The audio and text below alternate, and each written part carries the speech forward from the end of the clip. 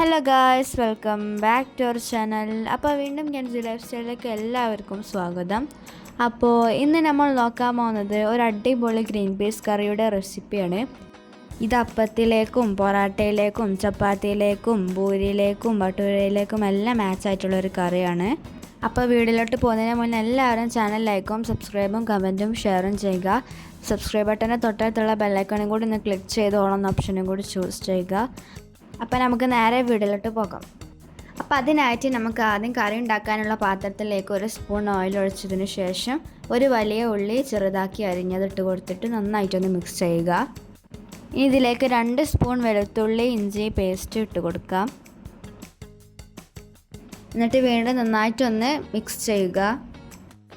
ഇനി ഇതിലേക്ക് കുറച്ച് കറിവേപ്പില ഇട്ട് കൊടുത്തതിന് ശേഷം വീണ്ടും നന്നായിട്ടൊന്ന് മിക്സ് ചെയ്യുക. എന്നിട്ട് ഇതിലേക്ക് 2 പച്ചമുളക് നടു ചീന്തിയതിട്ട് കൊടുക്കാം. ഇനി ഇതിലേക്ക് 1 സ്പൂൺ ഉപ്പ്, എന്നിട്ട് വീണ്ടും നന്നായിട്ടൊന്ന് മിക്സ് ചെയ്യുക. ഇനി ഇതിലേക്ക് 2 തക്കാളി മുറിച്ചതിട്ട് കൊടുക്കാം. എന്നിട്ട് വീണ്ടും നന്നായിട്ടൊന്ന് മിക്സ് ചെയ്ത് കൊടുക്കാം. ഇനി ഇതിലേക്ക് 1/2 ടീസ്പൂൺ ഗരം മസാല ഇട്ട് കൊടുക്കാം.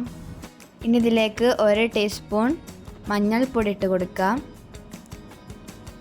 2 സ്പൂൺ മല്ലിപ്പൊടി ഇട്ട് കൊടുക്കാം. ഇനി നന്നായിട്ടൊന്ന് മിക്സ് ചെയ്ത് കൊടുക്കാം. ഇനി ഇതിലേക്ക് വേവിച്ച് വെച്ച ഗ്രീൻ പീസ് ഇട്ട് കൊടുക്കാം. ഇനി 1/2 ടീസ്പൂൺ ചെറിയ ജീരകവും വലിയ ജീരകവും പൊടിച്ചതിട്ട് കൊടുക്കാം. മിക്സ് ചെയ്യുക.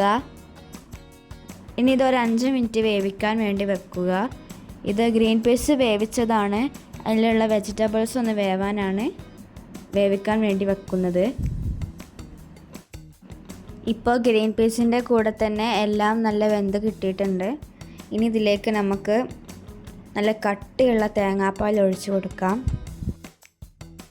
എന്നിട്ട് വീണ്ടും മിക്സ് ചെയ്യുക.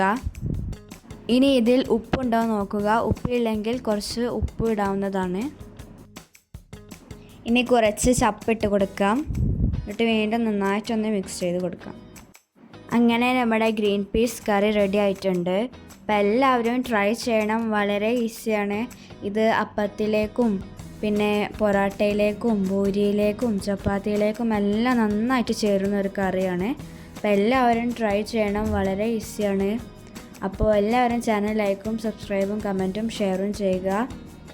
സബ്സ്ക്രൈബ് ബട്ടൻ്റെ തൊട്ടടുത്തുള്ള ബെല്ലൈക്കണും കൂടി ഒന്ന് ക്ലിക്ക് ചെയ്ത് ഓൾ എന്ന ഓപ്ഷനും കൂടി ചൂസ് ചെയ്യുക. എന്നാൽ ഞങ്ങളെല്ലാ വീഡിയോയുടെ നോട്ടിഫിക്കേഷൻസും നിങ്ങൾക്ക് കിട്ടുന്നതായിരിക്കും. അപ്പോൾ നമുക്കിനി അടുത്ത വീഡിയോയിൽ കാണാം. അതുവരേക്കും ബൈ.